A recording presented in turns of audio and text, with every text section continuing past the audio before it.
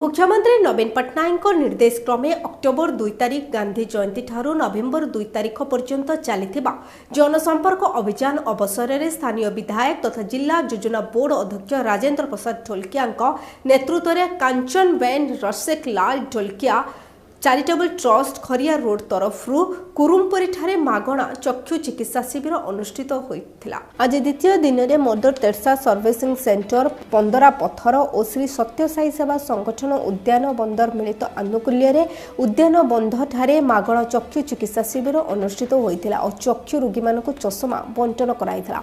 एही चिकित्सा शिविर रे प्राय 200 रु ऊर्ध्व लोक चक्षु चिकित्सा कराइथिले।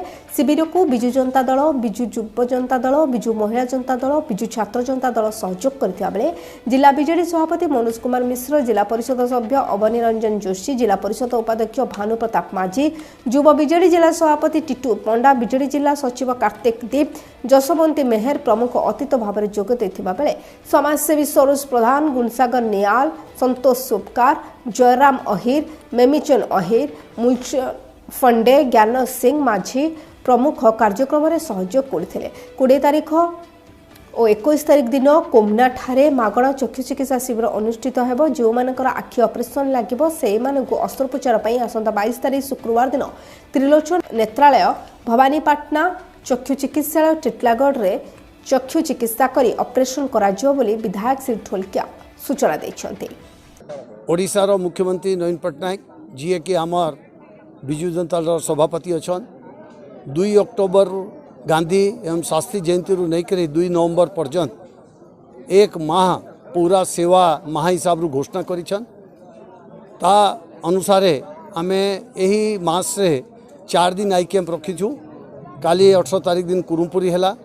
आज 19 तारिख दिन उदयनबन साई सेवा समिति एवं मदर टेरेसा ग्रुप अनुकूल्य रे सहयोग रे तापरे काली झगराई छकरे आदर्श मॉडल विद्यालय रे एवं 24 तारिख दिने आमर कोमना पूर्णा ब्लॉक रे रखाई सेने एससीडीआई हॉस्पिटल टिटलागढ़ एवं जगन्नाथ नेत्रालय चिकित्सालय भवानीपटना रो सहयोग रू आमे ये आई कैम्प करबा को चली जेते भी पेसेंट बाहरबे मोतिया बिंदुर तांको नहीं करी आमे टिटलागढ़ एवं भवानीपटना रे मांगना रे ऑपरेशन करइबो और बाकी जेते लोक माने बाहरुछन अन्य लोकों को चश्मा एवं मेडिसिन फ्री रे वितरण करा होछि।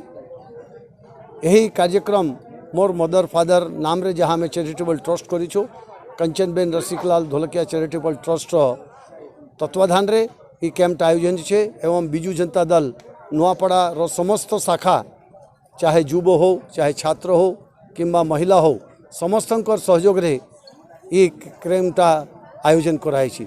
धन्यवाद। जय हिंद। बंदे। नमस्कार, मैं शेषदेव प्रधानी मदर टेरेसा संगठन संपादक। आज आमर कांचनबेन रसिकलाल ढोलकिया चैरिटेबल ट्रस्ट रू फ्री आई कैंप आयोजन होता और एथिरे आमर मदर टेरेसा संगठन रो समस्त सभ्य संपूर्ण भाव में सहयोग करिथिलु। आगामी दिन रे जोठी मध्य एमती सेवा कार्यक्रम हेबो सेठी आमर संगठन दक्षतार सहित तार कार्य संपादन करिवो। नुआपड़ारू नटआणबक रिपोर्ट डीटीवी ओडिया।